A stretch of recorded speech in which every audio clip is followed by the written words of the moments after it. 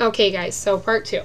So anyhow, they had to stop the feeds, which I hate because, you know, he really needs to get nourishment and things like that for him to grow. And he's over 9 pounds now. He's like 9 pounds and 3 ounces. He's losing a little bit of weight. He was up a little bit, and now he's coming back down because he's just not getting the amount of calories that he needs. They're supplementing by IV and stuff, but it still is, you know.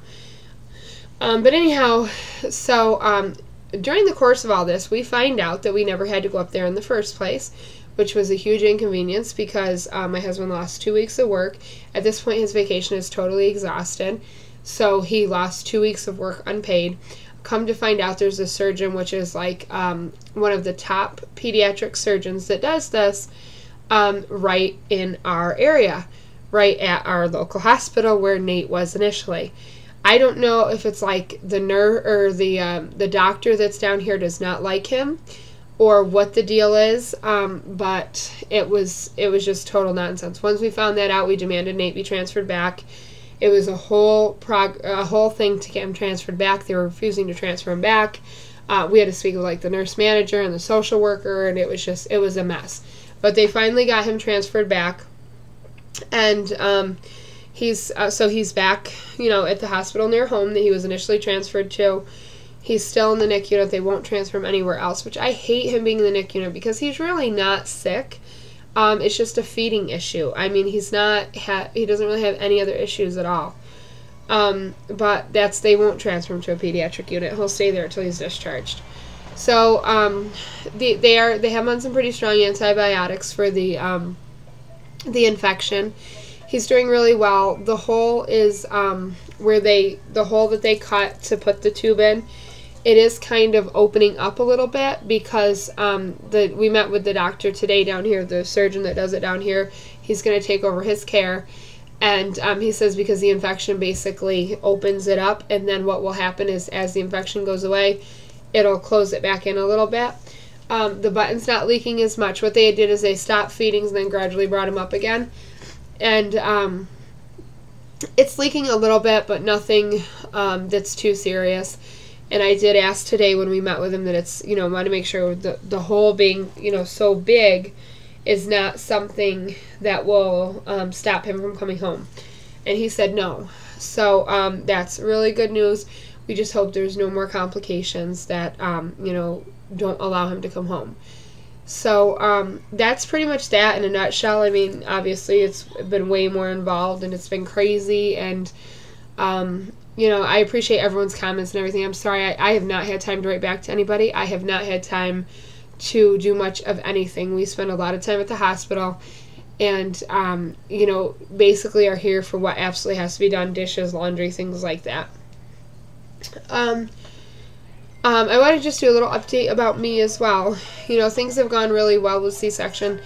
The C-section was never really bad for me, and we were just talking about this the other day. I don't know if it's because it just wasn't bad for me, or if because I had so much to do with Nate and I needed to be at the hospital, I didn't let it bother me. You know what I mean? I knew I had to be somewhere, and I knew I had to get up and take a shower and get over there, so I didn't ever have time for it to hurt or for bother me. But I went to the initial doctor's appointment, got my staples out, everything looked good. And then when I was supposed to go back in 4 weeks for an update or an appointment checkup, we were up at the other hospital, so I had to cancel that. I have one scheduled for the end of the month just for him to look over everything. I mean, at this point I'm fine, so and it'll be like 2 months at that point that I'll see him since Nate's been born. But you know, things are going really well. I'm still pumping, which is kind of frustrating just because at this point I've been able to, they've had to supplement with formula like once a day, generally before the feeding tube, because I'm not pumping enough. I mean, I'm pumping time-wise enough, but I'm not getting enough supply. And so, and I called the lactation consultant, and she, you know, told me to drink lots of water and things like that. You know, gave me a few tips on things like that. But she said, just so you know, when you're pumping alone and not breastfeeding, it is very difficult to keep up with the baby. I mean, my supply has increased, just not enough to keep up with him completely. But the majority of his feeds were breast milk, so, you know, that gave me the motivation to keep on. And when he had surgery, he couldn't eat for like 12 hours. He couldn't eat since midnight the night before surgery. And then he's on such small feeds because they're trying to build him back up to what he needs. I am getting quite a freezer stash right now, which is awesome because this is when he needs breast milk the most to heal after surgery. So that's, you know, a positive, I guess you could look at it. Once his feedings go, you know, back to where he is, you know, he'll be able to use that freezer stash, and at some point he'll probably have to supplement with formula again. But I do plan on pumping for as long as I can, as long as I have a supply. I mean, I'm very dedicated to it, and it's, you know, it's not the easiest thing in the world, which I'm sure breastfeeding is not either. But I want to do what's best for him, and especially because the issues that he has, you know, the surgery and everything, I definitely want to make sure that he gets breast milk. So, I actually was going to look into, like, donated breast milk. I haven't done it. I was away from a computer for 2 weeks, so, and just kind of see where I can go with that. Let's see what else. Other than that, you know, things have been going pretty good. I don't know what else to talk about. It seems like there'd be a million more things, and I can't think of anything. If you guys have any questions, let me know.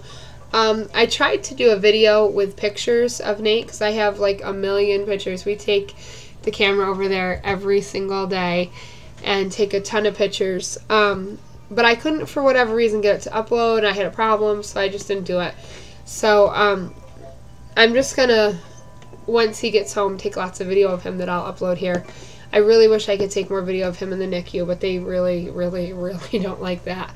So when he was up at the other hospital, he was kind of in a separate room by himself. And so I was able to sneak that video of him before. But this hospital, it's like, it's an open area, and there's lots of babies and lots of nurses. So it's definitely not something we can videotape.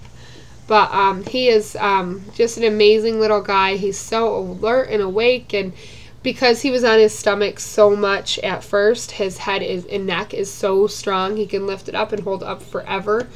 Everyone's really impressed by that, but it's because he had nothing but tummy time, you know, when he was laying in the crib for the first several weeks. So I'll gotta grab this. I will talk to you guys later. Bye.